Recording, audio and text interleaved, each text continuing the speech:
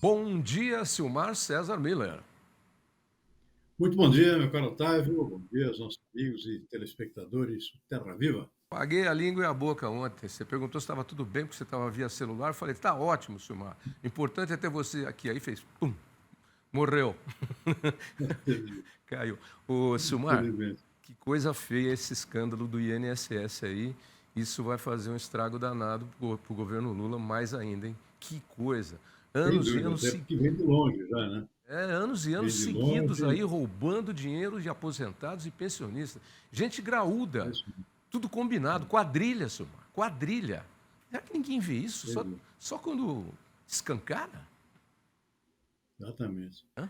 Tem pessoas aí que muitas vezes não se dão conta, né? Um descontinho, R$ 10 aqui, 10, R$ 20 ali, acha que está tudo bem, não confere, né? E aí que funcionou exatamente a estratégia do crime. Ou 20, seja, roubar aos pouquinhos, mas de multidões, né? é, 10 De reais, 20 aposentados. reais por mês durante 10 anos aí, que é o tempo que foi a roubalheira É, aí, resulta naquilo lá, bilhões, 6 bilhões e milhões. meio. Que horror, que coisa, que coisa. Bom, vamos lá. O que temos para hoje aí? Está vendo mercados um pouco mais calmos hoje. Ontem tivemos idas e voltas aqui, com preços, ações subindo, caindo depois, no final do dia. Hoje, mercado um pouco mais calmo. Dólar aqui no Brasil continua caindo. Isso aqui é uma sequência de queda já dos últimos dias, mais 0,8% abaixo do dia de ontem, R$ 5,67, 5,67 a cotação da moeda americana. É bom para a economia, reflete até uma certa confiança aqui na economia brasileira, com inflação mais baixa, tendência de inflação mais baixa, embora não ajude muito nos preços agrícolas aqui, os produtores que são dolarizados, né, nas principais commodities que o Brasil exporta. São, em suma, tem dois lados essa oscilação do dólar. Mercado de ações com alta, fechou com forte alta ontem, segue em alta hoje, embora um pouco mais moderada, 0,3%. Petróleo subindo 0,9%, tipo Brent, que é a referência para o nosso, US$ 66,70 o barril. A gente lembra aqui que o petróleo chegou a cair abaixo de US$ 60. Petrobras, inclusive, saiu aqui já uma redução nos preços do diesel, de alguns derivados, só que o preço está voltando a subir outra vez. Mercado de commodities agrícolas, na Bolsa de Chicago, soja praticamente estável nesse momento, sem grandes oscilações, subiu nos últimos 3 dias, hoje deu uma segurada. Trigo sobe 0,1%, milho também 0,5% em Chicago, arroz em casca na Bolsa Americana caindo 0,7%, e Nova York, destaque para o café, subiu muito ontem, segue subindo hoje. Nova disparada aqui, 2 pontos percentuais, o Arábica em Nova York, Londres, o café robusta, referência para o nosso Conilon, também sobe 1 ponto percentual. Açúcar está estável nesse momento na Bolsa de Nova York. É, algodão com queda, 0,3%. E boi gordo aqui no mercado fundo da B3, reagindo depois de uma forte queda ontem, está em alta agora há pouco de 0,1% na B3 em São Paulo. Esse é o retrato dos principais mercados agrícolas e financeiros nesse final de manhã de quinta-feira, tá vendo? Então, para outros assuntos, porque na economia as coisas não vão bem, não. Depois da projeção do fim do FMI divulgada nessa semana, agora foi o Banco Central que também apresentou novas previsões e Mundial. reduziu a estimativa de crescimento da economia brasileira nesse ano. Agora ela passou de 2,2% para 1,8%. A última previsão, divulgada em janeiro, ainda não tinha no horizonte os efeitos da guerra comercial iniciada por Donald Trump nos Estados Unidos. Mas além desse fator, o Banco Mundial também citou a demora na redução dos juros em economias avançadas, o corte na ajuda financeira internacional para desenvolvimento e a desaceleração da economia chinesa. Em outro ponto da análise, o Brasil foi apontado como exemplo positivo na redução da desigualdade e da pobreza, ao lado de México e Colômbia.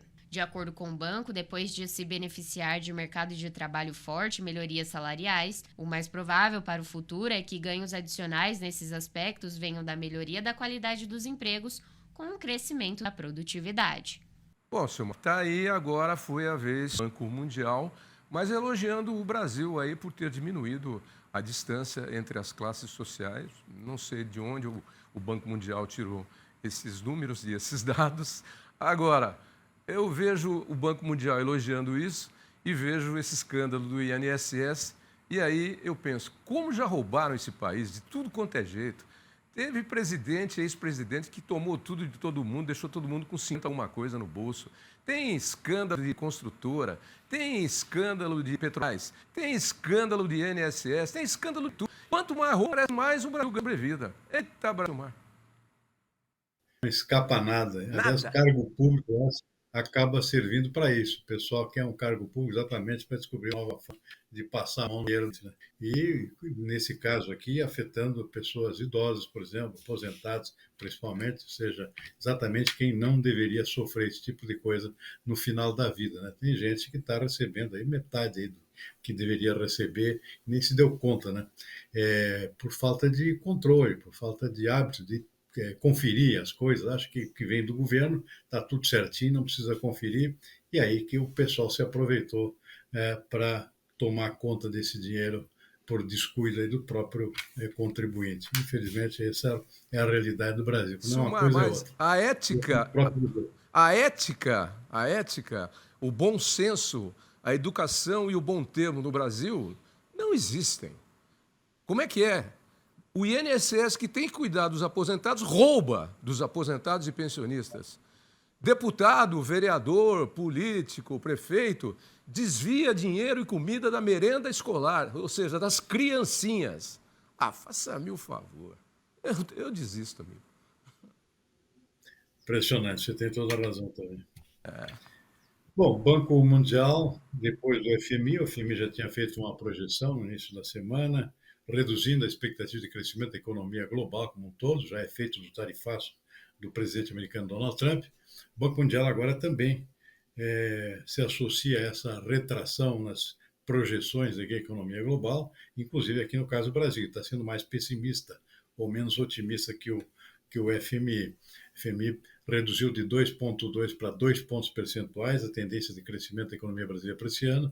O Banco Mundial acha que só cresce 1,8%. Está mais em linha realmente com perspectivas internas, especialmente por conta desse tarifaço aí, que afeta o mundo inteiro, afeta certamente também as exportações brasileiras, que tem um peso importante aqui na formação do nosso produto interno bruto. Então está aí mais uma projeção menos otimista ou até um pouco mais pessimista do que o próprio FMI agora por parte do Banco Mundial. Destacou, é claro, alguns avanços do governo Lula, temos mais para o lado social, mas tem coisas que estão acontecendo ainda nesse momento, remete a uma tendência para esse ano já não tão boa ou tão otimista quanto o que chegou-se a assistir no ano passado. Né? Tivemos alguma queda dos indicadores de inflação, uma queda importante, mas a inflação já está voltando a mostrar as garras outra vez, mesmo com toda essa questão aí envolvendo a economia global. Juros subindo, desde o final do ano passado, os juros voltaram a subir de forma acentuada, isso, claro, afeta o desempenho da economia brasileira daqui para frente. Então, o cenário para esse ano não é lá muito bom, não. E o Banco Mundial, aparentemente, está na direção aí certa de trazer números mais realistas do que o próprio FMI para a economia brasileira. 1,8% e olha lá, no máximo. Aí o trabalho do Brasil para diminuir a diferença entre as classes sociais. Não sei de onde, porque você acabou de citar um fator aí que é a inflação de volta aí, mostrando suas garras, que esse é o principal problema das classes que têm menor poder aquisitivo. A inflação bate diretamente no bolso do pobre. Diretamente. Não é verdade? Exatamente. Aqui não tem como se defender. Depende basicamente de alimentos básicos, por exemplo, a inflação pega diretamente no seu bolso, né? Diferentemente do que acontece com a alta classe média e as pessoas mais ricas, que praticamente não sentem esse impacto no seu bolso. Pelo contrário, se beneficiam até de juros mais elevados, né, nas suas aplicações financeiras. Então, são dois opostos aqui desse Brasil de muita desigualdade que ainda continua. Certo que é o nosso agronegócio. A exportação de soja no Brasil para esse mês foi estimada em 14 milhões e 300 mil toneladas, segundo a atualização da ANEC, foi divulgada ontem. A ANEC, que é a Associação Nacional dos Exportadores de Cereais. A projeção reduziu aproximadamente 200 mil toneladas frente à previsão da semana anterior. De acordo com a associação, os embarques de abril cairão ante a máxima histórica mensal de março, de 15 milhões e 700 mil toneladas. Porém, o volume estimado para o mês representa crescimento de 6,3% quando comparado ao mesmo período do ano passado. Já a projeção para a exportação do farelo de soja brasileiro se manteve estimada em 2 milhões e 400 mil toneladas para o mês, aumento anual de cerca de 250 mil toneladas.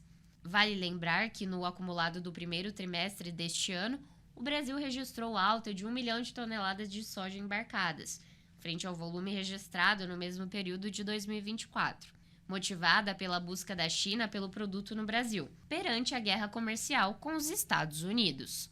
Já temos comentado, né, Simar? Só vai melhorar, né, para a soja brasileira. É. Bom, foi a ANEC que divulga semanalmente as suas estimativas sobre o andamento das exportações brasileiras de grãos, de acordo com critérios de mercado, como é que estão indo as vendas, que vão redundar depois nos embarques que ela acompanha aí semanalmente, e também a questão de logística, né? Os portos, tudo isso acaba afetando o fluxo das exportações físicas brasileiras. Então é isso que a ANEC atualiza todas as semanas. E mostra até uma queda aqui em relação ao mês de março. No mês de março tivemos um movimento maior porque houve uma concentração de embarques que não puderam ser feitos no início do ano, por conta de excesso de chuvas, por exemplo, atrasou a colheita do Mato Grosso, que é o principal estado produtor de soja, então isso acabou redundando em um acúmulo de embarques nos meses seguintes, fevereiro, especialmente no mês de março. Agora, em abril, um movimento um pouco menor do que o de março, o pessoal se ajustando ainda às variações nos próprios preços do mercado internacional, mas é um volume ainda bastante elevado por mês, 14 milhões de toneladas, mas a tendência, Tavinho, é de um volume maior agora, a partir de maio, junho, são meses pesados aqui de exportação, entre a safra do Rio Grande do Sul, por exemplo, que colhe mais tarde, mesmo sendo menor esse ano, tem um fluxo de exportações bastante grande que se concentra nesses meses aí de maio e junho. Portanto, a tendência, nós temos aí volumes de 15 até 16 milhões de toneladas mensais nos próximos meses, até porque tem outro fator ainda novo contribuindo para essa tendência, que é um aumento das compras da China. A China vai comprar mais esse ano do que vinha comprando anteriormente, por conta desse tarifaço lá do presidente Donald Trump contra os chineses. Os chineses, como consequência, estão deixando de comprar soja americana, comprando mais soja brasileira. Portanto, vamos ter aí até talvez alguns problemas logísticos sérios aí por excesso de volumes de soja indo para os portos para atender ao apetite dos chineses nesses próximos 2 meses também. Vamos aí para o seu Rio Grande do Sul, onde as mudanças climáticas, ora chuva de mais, ora chuva de menos, ora seca, tem prejudicado muito aí o seu estado, que é um estado tradicional do agronegócio. E produtores e parlamentares gaúchos se reuniram com o ministro da Fazenda, Fernando Haddad, para conversar sobre as dívidas depois dos problemas climáticos aí das últimas safras. São 4 anos seguidos aí praticamente de problemas. E uma das decisões tomadas é de que o Banrisul vai ter aumento no montante permitido para a renegociação de dívidas. Olá, essa é a segunda reunião em menos de uma semana entre senadores da bancada do Rio Grande do Sul, produtores gaúchos e a cúpula do Ministério da Fazenda. A intenção do grupo é viabilizar a prorrogação da dívida que vence este ano dos produtores do estado em decorrência das diversas intempéries climáticas que os produtores enfrentaram desde 2020, desde secas extremas, estiagens extremas, às enchentes que nós assistimos no ano passado. Para esse pedido, a equipe econômica na semana passada já havia sinalizado que o grupo precisava entregar um diagnóstico detalhado sobre as perdas e também que faria esse adiamento, se fosse fazer, somente analisando caso a caso. O ministro da Fazenda, Fernando Haddad, deu um sinal positivo para o pleito do grupo. Nós temos alguns votos no Conselho Monetário Nacional para flexibilizar algum tipo de negociação de dívida que não estava permitido. e nós vamos atender a demanda. E há outros temas de mais médio e longo prazo que envolve a questão climática, que é mais estrutural. Aí tem que ser mais bem pensado. Nós estamos focalizando em alguns impedimentos que tinha de, por exemplo, renegociação de custeio. Não havia permissão para isso, vai haver. Então tem uma série de pontos. A questão do Banrisul, que estava com problemas porque o limite dele permitido de renegociação já tinha estourado. Porque como ele está concentrado no sul, o limite ficou pequeno. Os outros bancos que operam no Brasil inteiro, o limite atendia. Mas no caso específico do Banrisul, não. O Ministério da Agricultura estima em 30 bilhões a dívida que os produtores rurais têm com o governo federal, que vencem este ano em 2025. Entre 2020 e 2024, o montante do prejuízo do setor agrícola em decorrência das mudanças climáticas supera os 100 bilhões de reais. Se for juntar também a agropecuária, as perdas da agropecuária, das agroindústrias, serviços e impostos indiretos, esse valor mais do que triplica, chega a 319 bilhões de reais, isso segundo a Federação de Agricultura e Pecuária do Rio Grande do Sul. Outra alternativa é a proposta de securitização dessas dívidas, que é uma proposta de autoria do senador gaúcho Luiz Carlos Reis. Quanto a essa alternativa, não houve muito avanço. Continuaremos pressionando em cima da securitização. Apresentei uma proposta de 27 bilhões, eles discordam que tem esse valor e vão me apresentar os números corretos até a semana que vem. O secretário Serão me promete até a semana que vem ter os números corretos do fundo do pré-sal, e nós vamos seguir articulando, né, com as nossas entidades de classe, com o Ministério da Agricultura e também o MDA, situações específicas para o Rio Grande do Sul. A matéria, que está em discussão em duas comissões do Senado Federal, ela transforma débitos dos produtores rurais gaúchos com operações de custeio, investimentos e comercialização contratadas até 30 de junho de 2020, no limite de até 60 bilhões de reais em títulos da dívida pública, com 20 anos para o pagamento, além da criação de um fundo garantidor e uma linha de crédito específica para a recuperação do solo degradado e também a ampliação da irrigação. Isso é visto pelo setor produtivo como uma forma de financiar os débitos desses produtores. Bom, e blá blá blá, blá blá blá, blá blá blá e blá blá blá. Resolver que é bom, Silmar, blá blá blá. O nosso repórter aí gastou 3 minutos para tentar explicar que tem ação da Câmara dos Deputados, tem ação do Senado, tem ação do Banrisul, do governo gaúcho, o ministro Haddad falando lá que vai não sei o quê, blá blá blá, blá blá blá, blá blá blá blá. Quem resolve, Silmar?